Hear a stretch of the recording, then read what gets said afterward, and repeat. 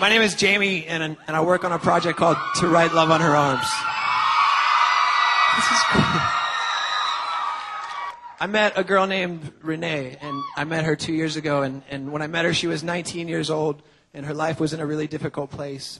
She had known a history of addiction, depression, self-injury. She had attempted suicide. I had the privilege, along with some friends, of spending 5 days with Renee after she was denied entry into a treatment center. And basically, halfway through that time, I asked her a really surprising question and really assumed that the answer would be no. And basically, I said, hey, what do you think about the possibility of telling your story? And like I said, I figured she would say, hey, get lost, no way. And it's a really vulnerable idea. And she surprised me and said some things that I'll never forget. She said she loved the possibility that maybe there could be a purpose for her pain, that maybe other people would relate to the things that she had lived with.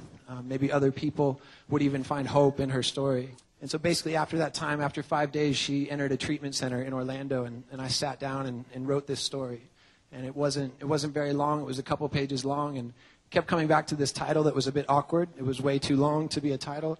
It looked more like the name of a Panic at the Disco song. And the title was To Write Love on Her Arms, and essentially it was a goal. It was the idea of believing something better for our friend's life, believing something in the face of the lies that I think she had bought into.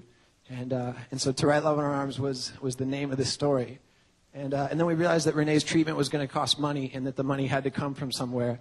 And so we had this idea to print some T-shirts and to try to sell some T-shirts, really just in our community in Central Florida. We heard from people who said that the story that we were telling, that Renee's story was their story. We heard from people who had lost loved ones to suicide. And we heard from people who said they had thought about suicide. We heard from people who said that they were dealing with depression. And some people used that word. They said that was something they understood. That was something they were living with. We heard from people who wrote in on behalf of loved ones. People who said, you know, there's someone that I care about and I want to help them, but I don't know how. And there was other people who said, there's someone that I care about and I want to help them, but I don't think they want my help. We heard from some other people who were very honest in a different way. And they said, I don't know the first thing about these issues. I can't imagine why someone would take a razor blade and cut their arm as a way of dealing with pain. I can't relate to that. I can't relate to why someone would want to take their life. But maybe it's time that I learned. We've learned a ton in basically hundreds and hundreds of conversations over the last couple of years, emails, messages that have come in. We've heard from young people now in 40 different countries, and we've learned that these are not American issues. These are not white issues or emo issues.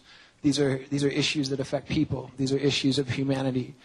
Not everyone that we hear from deals with these issues. Not everyone in this room deals with these issues. But we have a sense, we have a hunch that maybe everyone in this room can relate to pain. For us in this room, suicide is the third leading cause of death. And maybe the most startling number is this idea that 2 out of 3 people who deal with depression, they don't get help. They walk through it alone. I think it just points back to the stigma that surrounds these issues, to the sense of shame, to the sense of confusion. And it's been a privilege to say to that we believe so much of that is built on lies. We believe that depression is something that is tremendously treatable. We have come across this word that we think is really fantastic, and it's the word community.